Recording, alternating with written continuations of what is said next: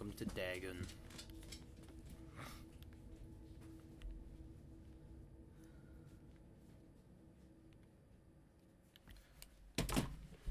How does my audio sound here?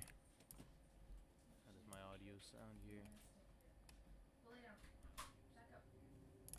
Back up. Back up. Stay. Alright, let's start it up.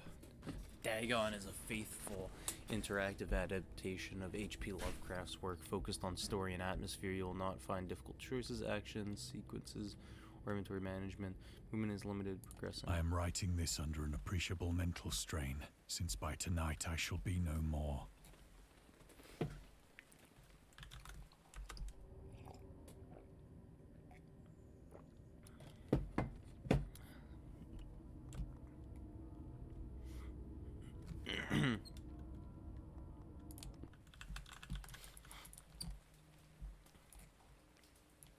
Let's see, what is Penniless, this? and at the end of my supply of the drug which alone makes life endurable, I can bear the torture no longer, and shall cast myself from this garret window into the squalid street below.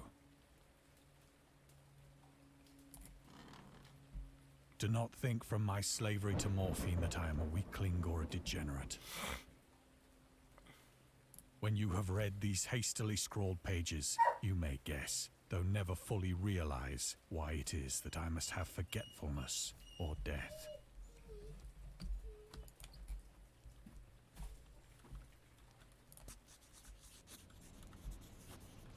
It was in one of the most open and least frequented parts of the broad Pacific that the packet of which I was supercargo fell a victim to the German sea raider.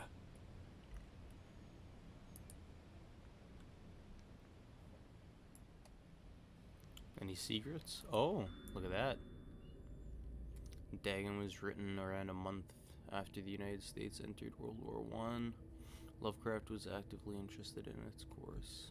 He composed many poems, which gave encouragement to soldiers and commented on the events unfolding in Europe. He tried to enlist in the army, which he mentions in Sir Reinhard Kleiner some time ago. Impressed by my entire uselessness in the world, I resolved to attempt enlist.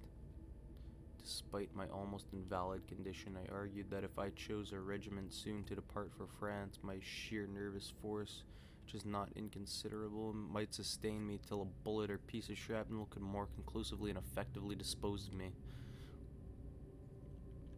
But even though he passed the physical exam, his mother prevented him from going to the war. She threatened to go to any lengths legally or otherwise if I do not reveal all the ills which unfit me for the army.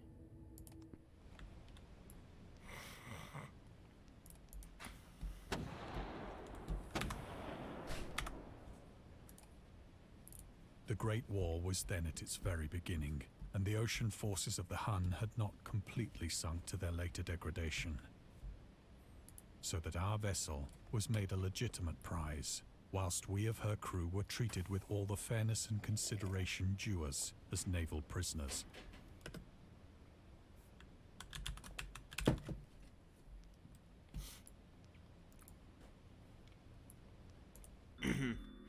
The Huns were Central Asian nomads who established dominion.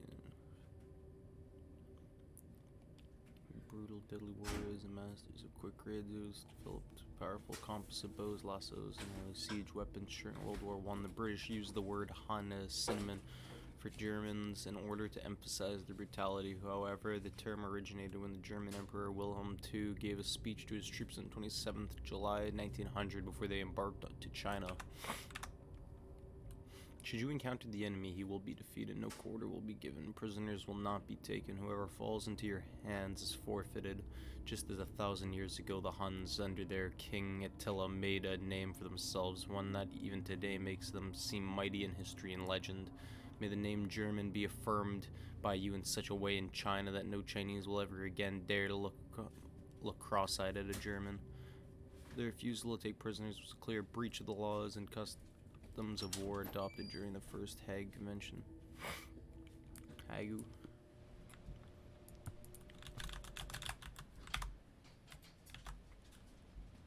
So liberal, indeed, was the discipline of our captors, that 5 days after we were taken, I managed to escape alone in a small boat with water and provisions for a good length of time.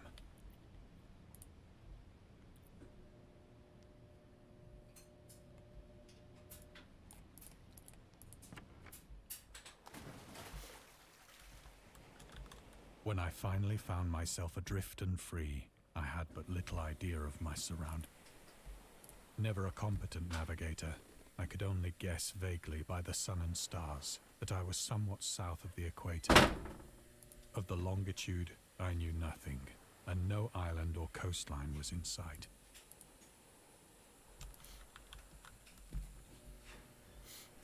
Let's see. Where am I going?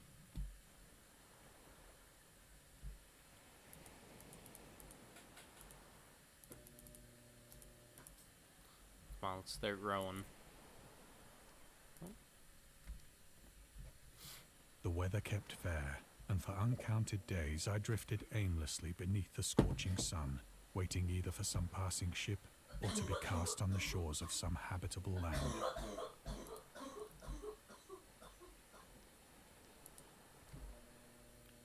But neither ship nor land appeared, and I began to despair in my solitude upon the heaving vastness of unbroken blue. The change happened whilst I slept. Its details I shall never know, for my slumber, though troubled and dream-infested, was continuous.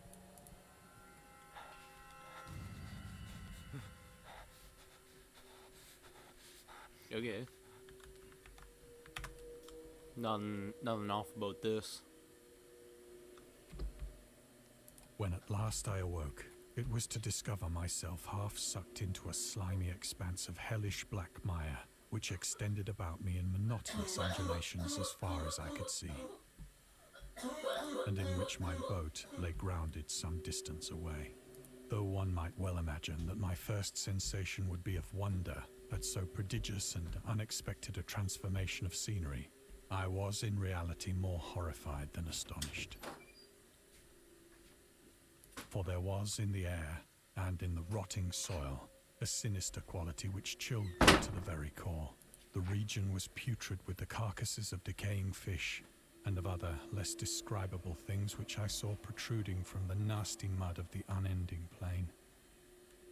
Perhaps I should not hope to convey in mere words the unutterable hideousness that can dwell in absolute silence and barren immensity. There was nothing within hearing, and nothing in sight, save a vast reach of black slime. Yet the very completeness of the stillness and the homogeneity of the landscape oppressed me with a nauseating fear. The sun was blazing down from a sky which seemed to me almost black in its cloudless cruelty, as though reflecting the inky marsh beneath my feet. Let's check out my boat. As I crawled into the stranded boat, I realized that only one theory could explain my position. Aliens. Through some unprecedented volcanic upheaval, a portion of the ocean floor must have been thrown to the surface, exposing regions for which innumerable millions of years had lain hidden under unfathomable watery depths. Oh, that makes So sense. great was the extent of the new land which had risen beneath me that I could not detect the faintest noise of the surging ocean, straining my ears as I might. Nor were there any seafowl to prey upon the dead things. Can I eat the dead things? For several hours I sat thinking or brooding in the boat, which lay upon its side and afforded a slight shade as the sun moved across the heavens. As the day progressed, the ground lost some of its stickiness and seemed likely to dry sufficiently for traveling purposes in a short time. That night I slept but little, and the next day I made for myself a pack containing food and water, preparatory to an overland journey in search of the vanished sea and possible rescue.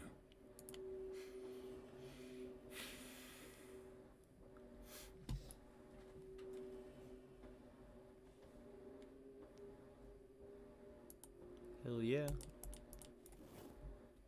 On the third morning, I found the soil dry enough to walk upon with ease. The odor of the fish was maddening, but I was too much concerned with graver things to mind so slight an evil, and set out boldly for an unknown goal.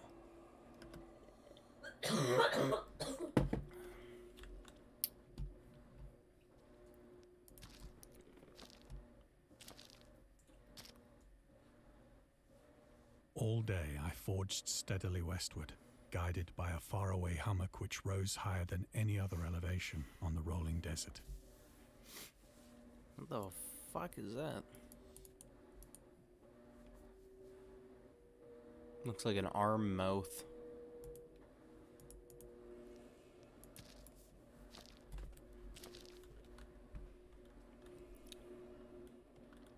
The whale, okay. Right on.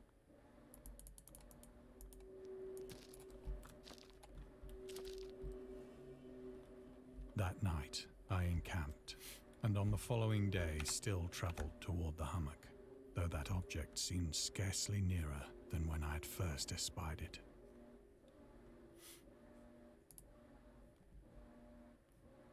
Look at all these worms.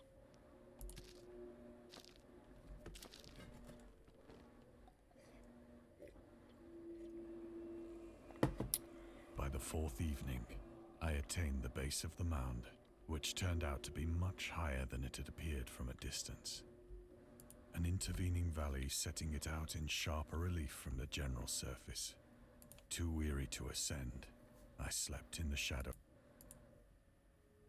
I know not why my dreams were so wild that night, but ere the waning and fantastically gibbous moon had risen, I was awake in a cold perspiration, determined. Such visions as I had experienced were too much for me to endure again, and in the glow of the moon I saw how unwise I had been to travel by day. Without the glare of the parching sun, my journey would have cost me less energy. Indeed, I now felt quite able to perform the ascent which had deterred me at. Picking up my pack, I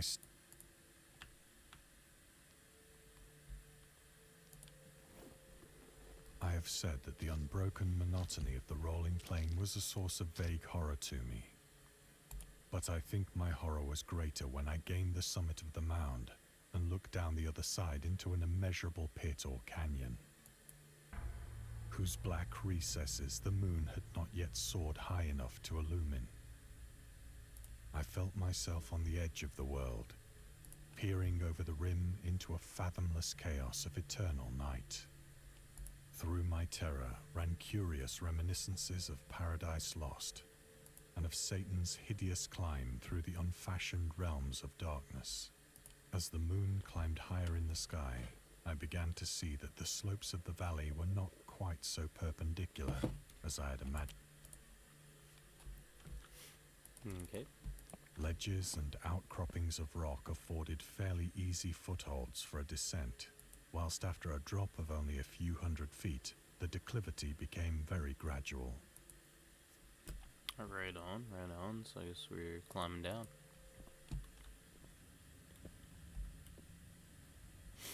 Urged on by an impulse which I cannot definitely analyze, I scrambled with difficulty down the rocks and stood on the gentler slope beneath, gazing into the Stygian deeps, where no light had yet penetrated. All at once, my attention was captured by a vast and singular object on the opposite slope, which rose steeply about 100 yards ahead of me. An object that gleamed whitely in the newly bestowed rays of the ascending moon.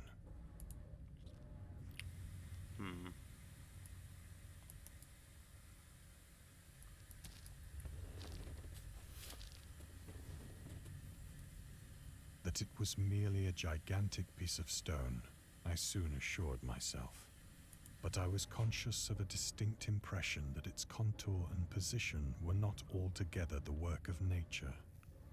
A closer scrutiny filled me with sensations I cannot express.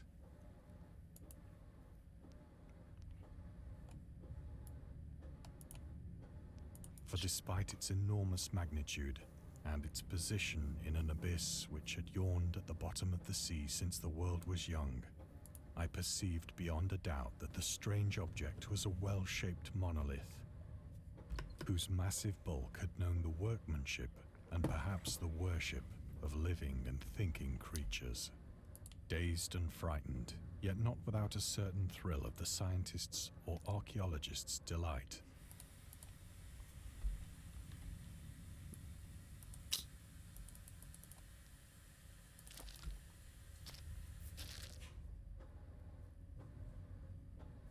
The moon, now near the zenith, shone weirdly and vividly above the towering steeps that hemmed in the chasm, and revealed the fact that a far-flung body of water flowed at the bottom, winding out of sight in both directions and almost lapping my feet as I stood on the slope. Across the chasm, the wavelets washed the base of the Cyclopean monolith, on whose surface I could now trace both inscriptions and crude sculptures. The writing was in a system of hieroglyphics unknown to me and unlike anything I'd ever seen in books, consisting for the most part of conventionalized aquatic symbols such as fishes, eels, octopi, crustaceans, mollusks, whales, and the like. Several characters obviously represented marine things which are unknown to the modern world,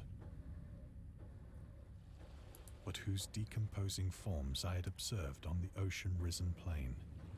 It was the pictorial carving, however, that did most to hold me spellbound.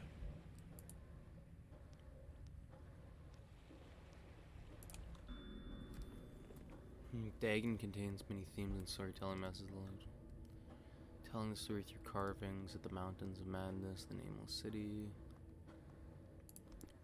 Plainly visible I've never across actually the played any of intervening these water, on account HP of their Lovecraft enormous type size, games. were an array of bas-reliefs whose I think that these things were supposed to depict men, at least a certain sort of men, though the creatures were shown disporting like fishes in the waters of some marine grotto, or paying homage at some monolithic shrine which appeared to be under the waves as well. Of their faces and forms I dare not speak in detail, for the mere remembrance makes me grow faint. Grotesque beyond the imagination of a Poe or a Bulwer.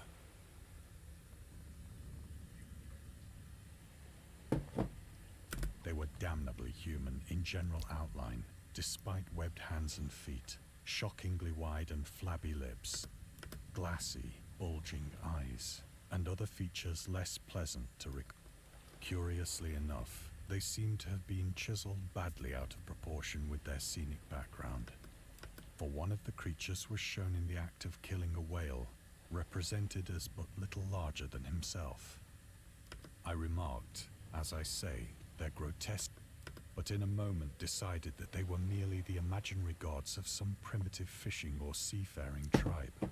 Some tribe whose last descendant had perished eras before the first ancestor of the Piltdown or Neanderthal man was born.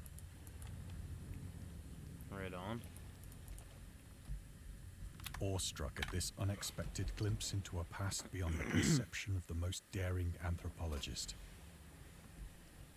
I stood musing whilst the moon cast queer reflections on the silent channel before me. Then, suddenly, I saw it. With only a slight churning to mark its rise to the surface, the thing slid into view above the dark waters. Vast, Oh God. Polyphemus-like and loathsome, it darted like a stupendous monster of nightmares to the monolith, about which it flung its gigantic scaly arms, the while it bowed its hideous head and gave vent to certain measured sound. I think I went mad then. Of my frantic ascent of the slope and cliff, and of my delirious journey back to the stranded boat, I remember little.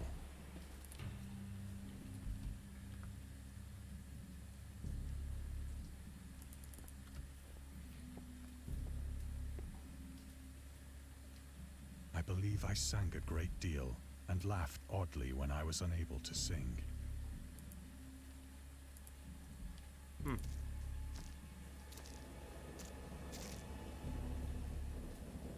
I have indistinct recollections of a great storm sometime after I reached the boat.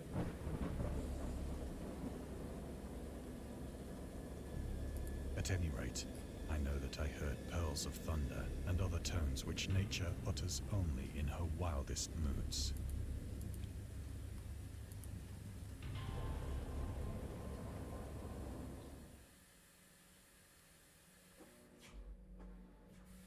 When I came out of the shadows, I was in a San Francisco hospital, brought thither by the captain of the American ship which had picked up my boat in mid-ocean.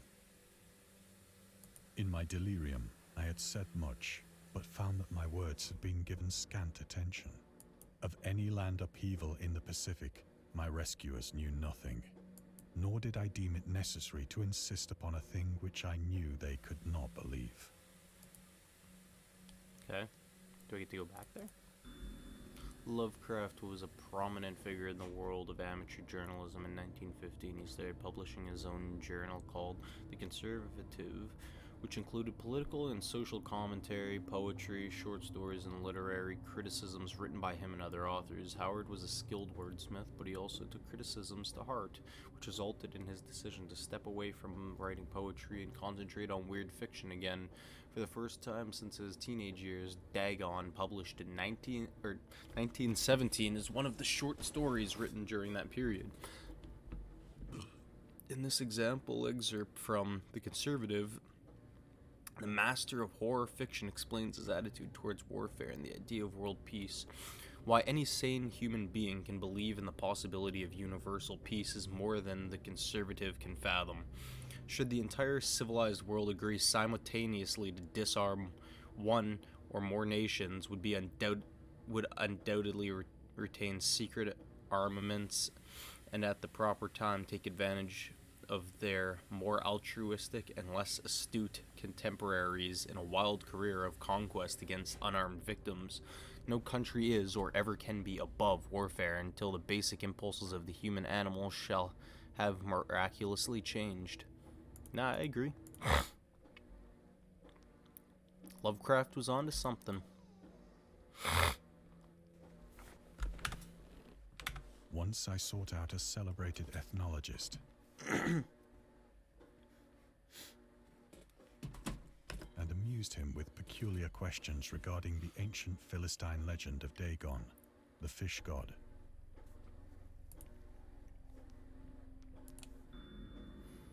Dagon, or Dagon, was the main deity of the Philistines, worshipped throughout the Middle East as the ancient god of fertility and crops. In Hebrew, the word Dagon was commonly noun for grain. The rulers of Akkad, Mesopotamia, chose him as the patron saint of their war conquest. He also appeared as the judge of the dead in an Assyrian poem and an underworld prison warder in one of the Babylonian texts. He is often mistakenly taken for a fish god due to the wrong interpretation of his name, as in Hebrew the word dag means fish. In H.P. Lovecraft's works, Dagon is an underwater deity ruling over the deep ones, a humanoid race with fish traits that resides in the oceans. He is worshipped by a secret cult called the Esoteric Order of Dagon.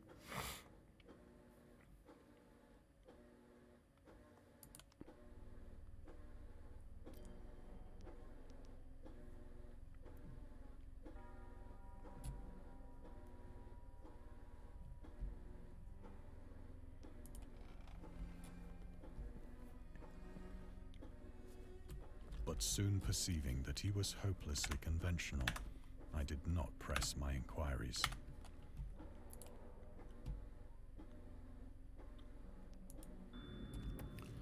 August Derleth and the Cthulhu mythos.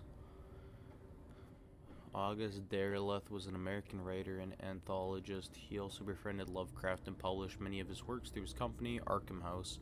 Although he greatly contributed to the popularization of the author's work after his death, he is surrounded by numerous controversies. One of the most questionable decisions involving, including the good versus evil doctrine. Derleth was a devout Catholic to the Cthulhu mythos, which contrasted with Lovecraft's view of the world and his approach to cosmic horror.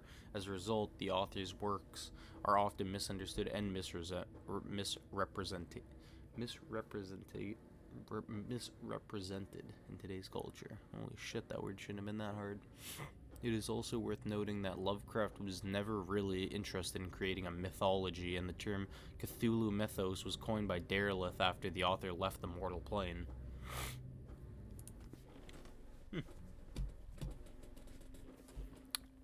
So, most of what happened wasn't even intentional, but...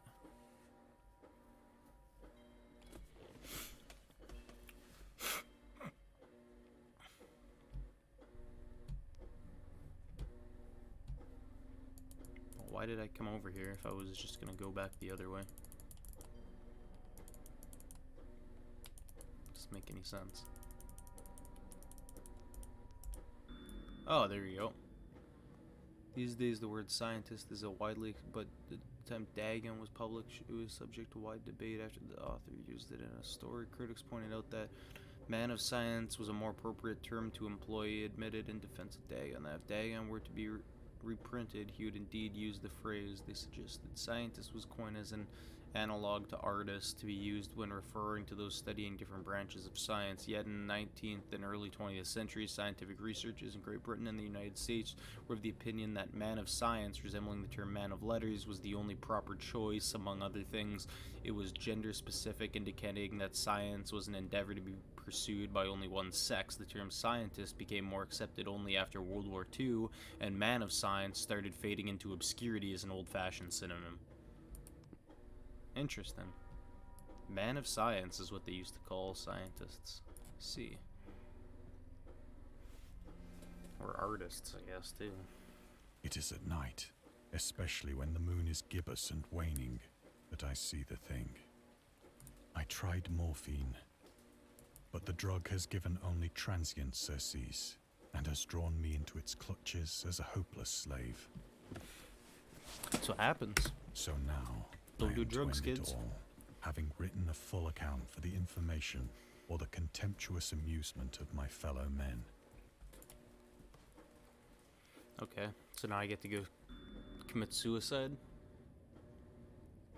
Lovecraft hated tobacco, even though he used to smoke when he was 12, in order to look and feel like an adult.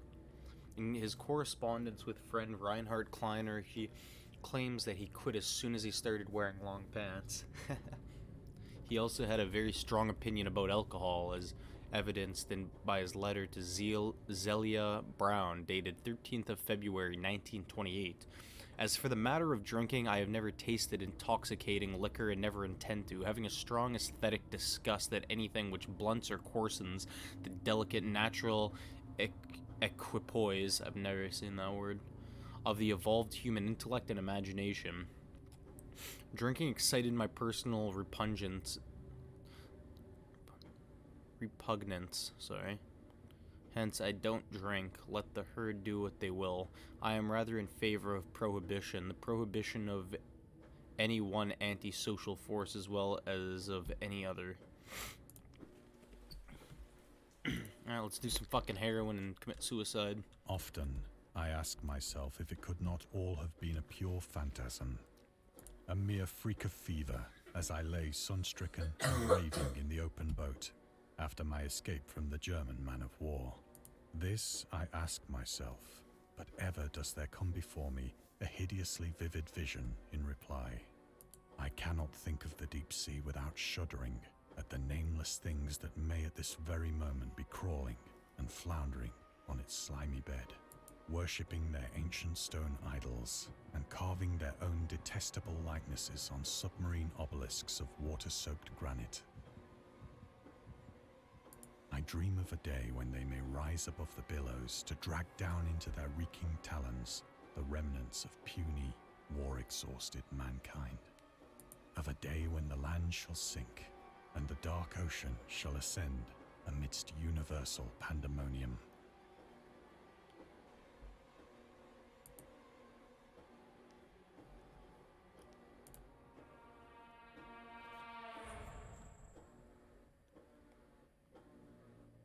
is near. I hear a noise at the door, as of some immense slippery body lumbering against it.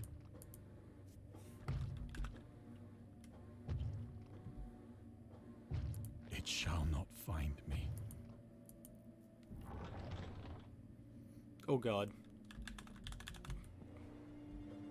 God, that hand!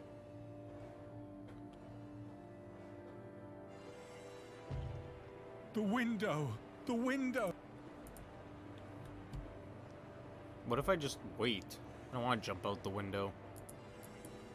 Come on, buddy. Let me see your hand. Come on. I want to meet you.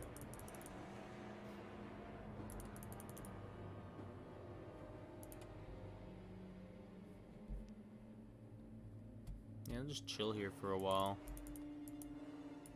Is he just waiting until I jump out the window? I guess so. Suicide!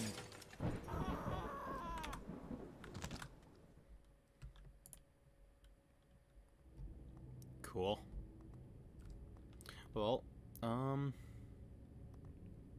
there's definitely an interesting little fucking short story. I liked it. It was cool.